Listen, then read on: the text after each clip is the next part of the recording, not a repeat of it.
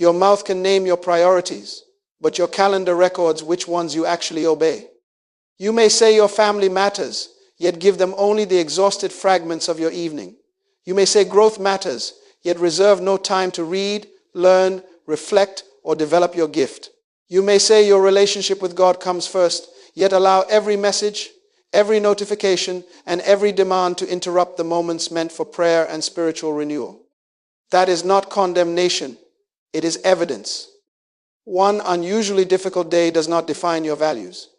Emergencies happen, responsibilities shift, seasons change. But when the same pattern appears week after week, it is no longer an interruption. It is an arrangement. Repetition reveals order, and order reveals priority. This is why your calendar is more than a collection of appointments. It is a leadership document. It shows what receives your attention, what consumes your energy, what you protect, and what you repeatedly postpone. It reveals the difference between what you admire and what you are actually building. A crowded calendar can deceive you. Busyness may make you feel needed. Constant movement may make you appear productive. But activity is not the same as progress, and demand is not the same as direction. You can answer every call, attend every meeting, solve every minor problem, and still neglect the responsibilities connected to your purpose. Think about the last 4 weeks of your life. Place your stated values on one side and your actual schedule on the other. Do they agree? If you say health matters, where is the time to care for your body? If you say relationships matter, where is your undivided presence? If you say your future matters, where is the preparation? If you say rest matters, why must exhaustion force you to stop? Your calendar does not expose these contradictions to shame you. It exposes them so you can lead them. What becomes visible can be examined. What can be examined can be reordered, and what is reordered can begin serving the future you were meant to build.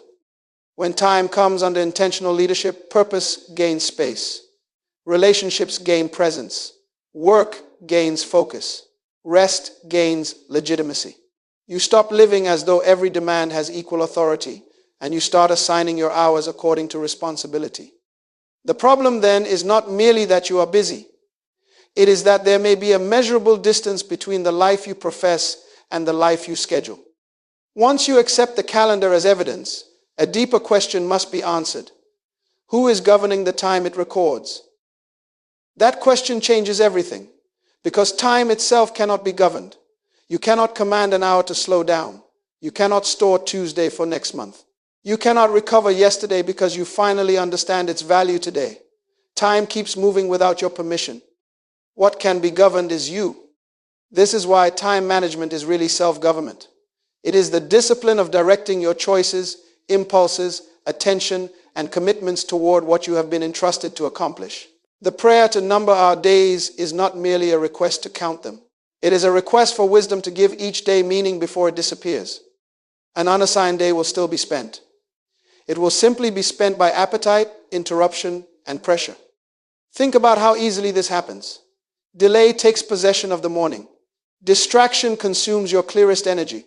Other people's requests inherit whatever remains. By evening, you have been active, responsive, and tired, yet the work that required your leadership is still waiting. Now compare two people beginning the same day. The reactive person opens every message before establishing direction. The first demand becomes the first priority. Pressure writes the agenda, but the self-governed person begins with clarity. That person identifies what must be protected, enters the day deliberately, and responds to demands without surrendering authority to them. This is the function of discipline. Discipline is not an enemy of freedom. It is a guard around what matters. It protects your attention from noise, your energy from misuse, your promises from neglect, and your future from the consequences of repeated inconsistency.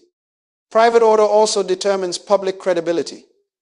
Leadership does not begin when people give you a title. It begins when you can direct yourself without constant supervision. If your private commitments are repeatedly abandoned by mood, convenience, and interruption, greater responsibility will not remove the disorder. It will magnify it. So stop using the sentence, "I do not have enough time," before you have examined your decisions. Ask instead, what keeps receiving my first attention?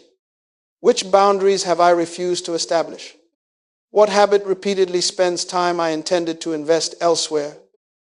The calendar will not change merely because you purchase a better planner. It changes when the person making the decisions develops clarity, discipline, and responsibility. When you govern yourself, you stop donating your days to whatever appears, and you start assigning them to what matters. But self-control by itself is not enough. You can organize every hour efficiently and still travel toward the wrong destination. Before your life can be properly governed, it must know what it is being governed for, and that means government must begin with purpose. Purpose gives self-government a destination. Organization tells you how to arrange your activities, but purpose tells you which activities belong in your life. One improves execution, the other determines direction. You can organize the wrong commitments. You can become efficient at maintaining distractions.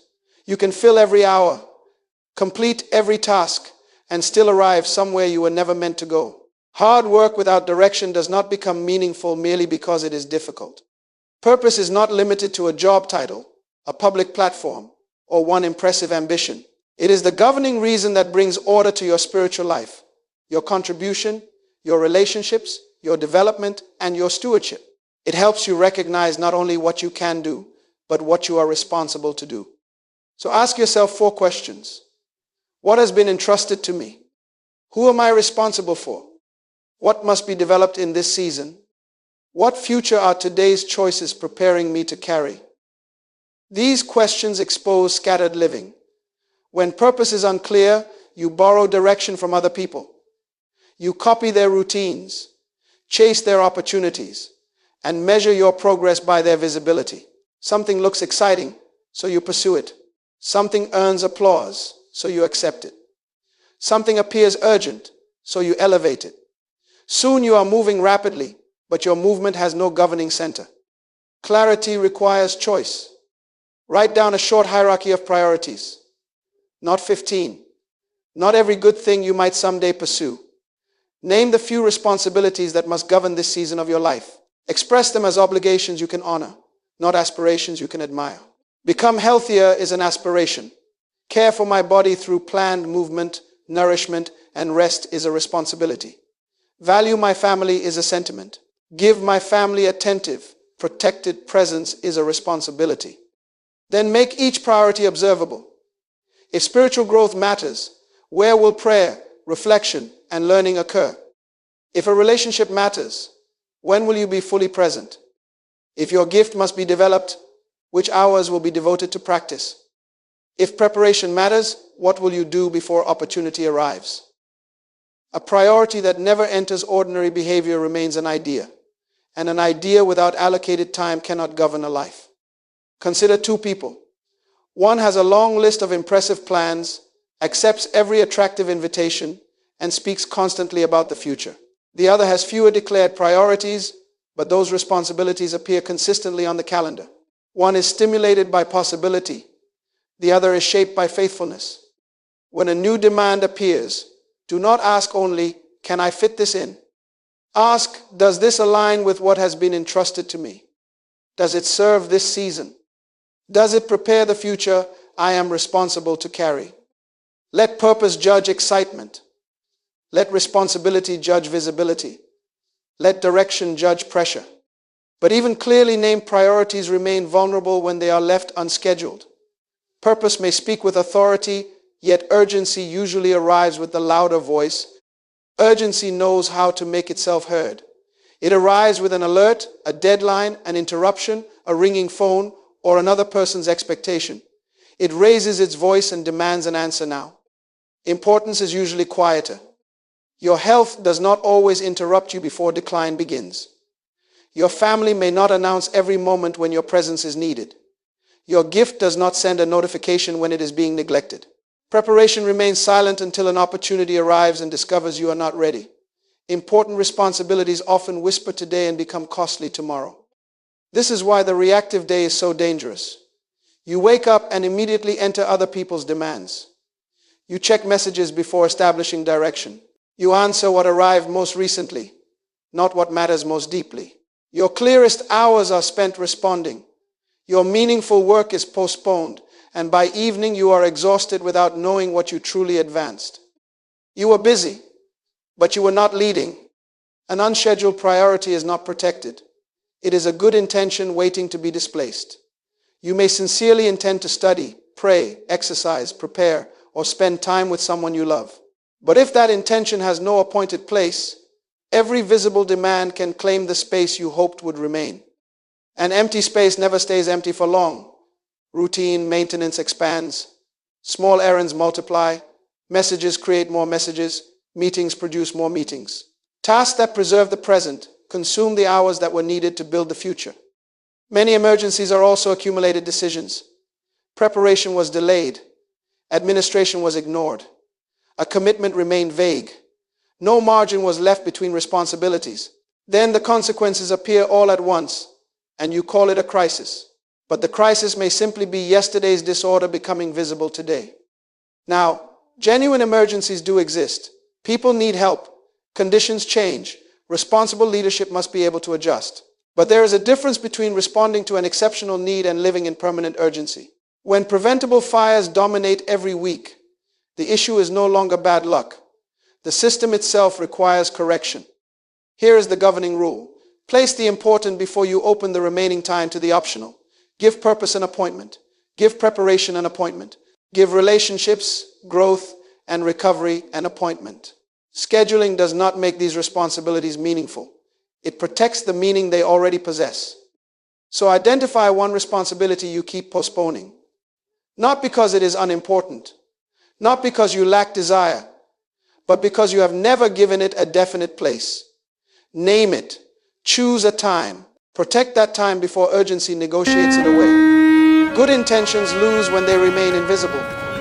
What matters must be deliberately placed.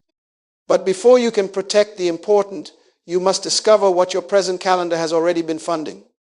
Do not begin by designing your ideal week. Begin by examining the weeks you have already lived. An imagined schedule will usually reflect your intentions. A completed schedule reveals your decisions. Memory is generous to motives, but records are stubborn about behavior. So take the last 3 or 4 weeks and look at what actually happened. Sort the time into 5 categories. First, identify purpose-building work. The activities that develop your gift, advance your assignment, strengthen your spiritual life, or prepare you for future responsibility. Second, mark necessary maintenance. Administration, errands, household duties, travel, and the routine work required to keep life functioning. Third, identify relationships and presence. Time given attentively to family, friendship, service, and community. Fourth, mark recovery. Sleep, prayer, solitude, exercise, and activities that genuinely restore physical, emotional, or spiritual strength. Finally, identify avoidable distraction. Unplanned scrolling, unnecessary browsing, habitual interruptions, and entertainment that continued long after rest had been achieved. Be honest, because context matters. A conversation may be a meaningful relational investment or an hour of avoidance. Entertainment may provide healthy recovery or become an escape from responsibility. Work may advance purpose or merely create the appearance of productivity. The activity alone does not tell the whole truth. You must examine its intention, duration, and place in the present season. Now mark the patterns. Which commitments recur automatically? Which activities consume time without ever being scheduled? Which blocks are constantly interrupted? Which responsibilities you claim to value appear nowhere? Then examine energy, not just hours. What receives your clearest attention? What gets your strongest focus? Are your prime hours given to noise while important work receives the tired remainder? Time may be equal on the clock, but attention is not equal in quality. Next, examine reliability. Compare what you promised with what you completed. Notice repeated lateness, rushed preparation, missed deadlines, and cancellations caused by accepting more than you could carry. Your calendar is not only measuring productivity, it is measuring trustworthiness. Ask yourself plainly, is maintenance consuming the time needed to build the future? Is achievement crowding out relationship? Is distraction pretending to be recovery? Is constant work compensating for weak focus? Are you exhausted because the assignment is demanding, or because your attention is scattered. Give every stated priority a verdict: protected, neglected, overfunded, underfunded, or assigned to the wrong season. Do not hide behind vague language. Clarity begins when you name the condition accurately. And remember, this audit is not an invitation to shame. Evidence is the beginning of responsibility. You cannot reorder what you refuse to see. Once denial ends, leadership can begin. But this examination will often expose more than wasted time. It will reveal commitments you accepted for reasons that have very little to do with purpose. A full calendar does not always mean you are important. It does not always mean you are generous. It does not always mean you are productive.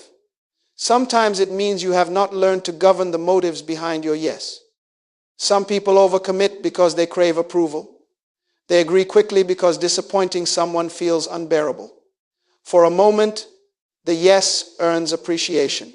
But later, that approval is paid for with fatigue, resentment, rushed work, and broken promises to the people who were already depending on them. You please someone publicly while neglecting a responsibility privately. Others are governed by fear of missing out. Every invitation appears essential. Every opportunity feels like the one door that must not close. But when purpose is unclear, everything attractive looks necessary. You chase possibilities because you have no governing standard for selection. Then there is the refusal to choose. Choice always closes something. To commit deeply to one season, one responsibility, or one direction means accepting that other possibilities may have to wait. Some people keep too many identities alive because they fear the grief of releasing any of them. They call it flexibility, but it produces fragmentation. Control can also overload a life. You carry tasks that could be delegated because you believe no one else will perform them correctly. Yet the more you carry, the less attentively you carry anything. Quality declines, relationships suffer. Leadership becomes bottlenecked by the very person trying to protect the outcome. Here is what an unexamined yes hides. The appointment is not the full cost. It may require preparation before it, travel around it, recovery after it, attention during it, and the loss of whatever else could have occupied that space. A 1-hour commitment may take far more than 1 hour from your life. Before you say yes, test the motive. Does this serve a responsibility entrusted to me? Is it truly mine to carry? Is this the right season? What existing commitment will pay the cost if I accept it? That final question is crucial because time has no invisible reserve. Every new yes is funded by something already present: your focus, your rest, your family, your preparation, or another promise. Now look again at your recurring obligations. Which one are you maintaining? Mainly because of fear, image, guilt, or the need to feel indispensable? Do not ask only whether the activity is good. Ask whether your reason for carrying it is healthy and whether its cost is faithful. Calendar overload cannot be repaired by a new application, a sharper notebook, or a more complicated system. Tools can arrange commitments, but they cannot purify motives. That requires clarity, security, and courage. Once false motives are named, your time can finally be protected through boundaries, delegation, and disciplined refusal. Because time is finite, refusal is unavoidable. If you say yes with your mouth to everything, you will eventually say no with your behavior. You will say no through delay, no through absence, no through exhaustion, divided attention, and work that never receives your best. The question is not whether you will refuse something. The question is whether your refusal will be conscious and honorable or accidental and damaging. A boundary is not a wall against people. It is a guard around responsibility. It protects what you have already been entrusted to carry. Without boundaries, the loudest request can invade the space reserved for the deepest commitment. So when a new request arrives, do not answer from pressure. Pause, examine whether it aligns with your purpose. Calculate the full cost, not merely the visible appointment. Check your actual capacity. Then answer clearly. You do not owe every request an immediate decision. A simple statement, "Let me review my commitments before I answer," creates space between emotion and obligation. That space protects you from making permanent calendar decisions under temporary social pressure. Then examine the work itself. What must be done personally because it belongs to your responsibility? What can be delegated because another person can carry it? What can be shortened without damaging the outcome? What should be postponed to a more appropriate season? What no longer deserves a place at all? Delegation is not abandonment. It is the disciplined release of work that does not require your unique attention. Refusal is not selfishness when it protects a responsibility you have already accepted. It may be more faithful to decline honestly than to accept enthusiastically and deliver carelessly. Do not let guilt confuse kindness with agreement. Early honesty is kinder than late cancellation. A clear no is kinder than distracted presence. A realistic commitment is kinder than an impressive promise followed by unreliable behavior. People may not always enjoy your boundaries, but trustworthy people learn to respect clarity. When your yes is deliberate, it carries weight. When your no is responsible, it preserves trust. Now return to the audit. Choose one commitment that must be released, delegated, or declined. Communicate the decision with humility. Make the adjustment without blaming anyone else. Every time you protect a governing responsibility, you are strengthening the leader within you. But remember, a trustworthy calendar must not become a rigid prison.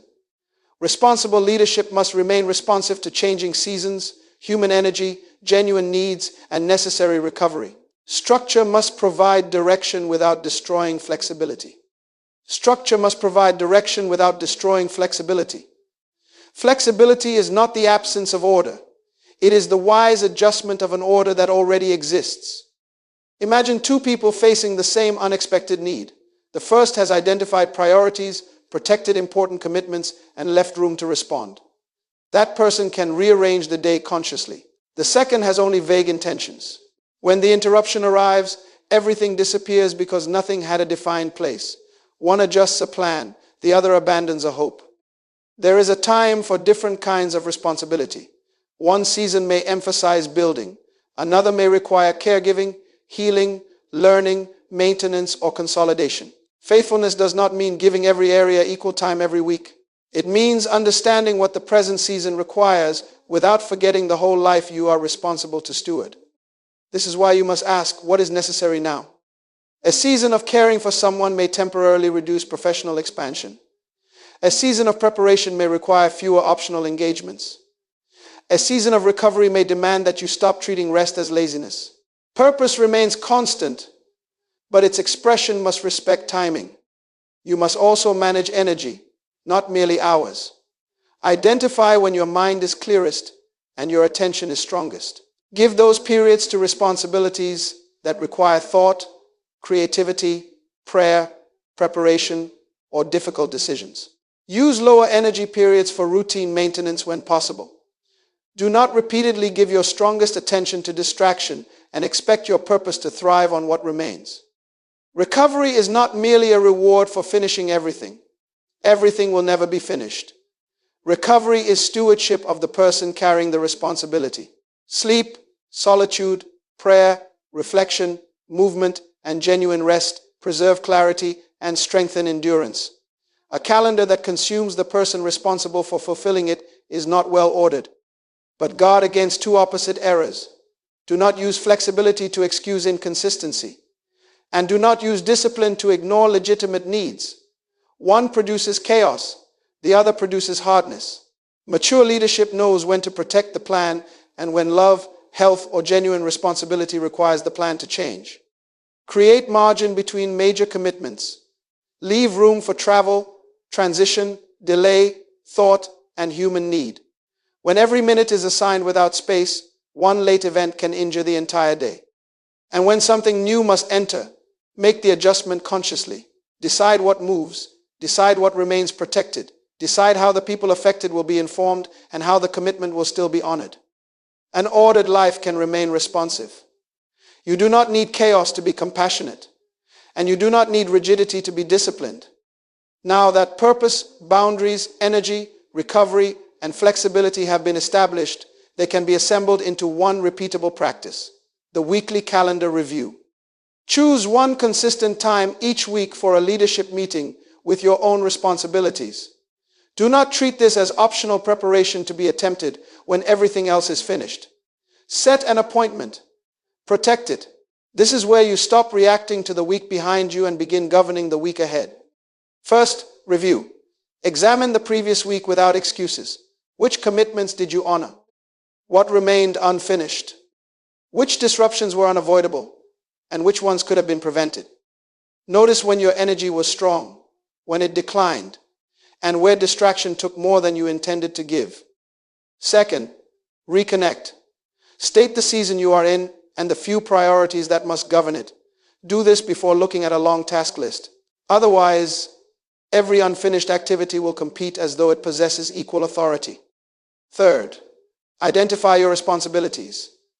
List fixed obligations, important relationship commitments, necessary maintenance, purpose-building work, and recovery needs. Do not build the week around work alone and then ask your spirit, body, and relationships to survive whatever remains. Fourth, place the anchors. Schedule spiritual grounding, preparation, concentrated work, essential relationships, and genuine recovery before optional requests occupy the available space. What must shape the week must enter the calendar early. Fifth, match energy to demand. Place difficult thinking, creative work, study, and major decisions where your attention is strongest. Group routine tasks when possible. Do not allow notifications to inherit the hours your highest responsibilities require. Sixth, create limits. Decide when work begins and ends. Establish communication windows. Limit meetings. Define how much you can realistically carry. A calendar built as though energy were infinite is dishonest before the week even begins. Seventh, make room. Include time for transition, travel, preparation, and legitimate surprises. Margin is not wasted space. It is what prevents one unexpected event from turning an ordered day into a chain of broken commitments. Eighth, subtract. Remove what does not fit. Defer what belongs to another season. Shorten what has expanded unnecessarily. Delegate what does not require your personal attention. Planning is not complete when everything has been included. It is complete when the right things have been chosen. Ninth, prepare your environment. Silence predictable distractions. Gather the materials you will need. Clear the space where important work will happen. Make obedience easier to begin and interruption harder to justify. 10th, name one leadership commitment, the appointment that must remain protected even when the week becomes noisy.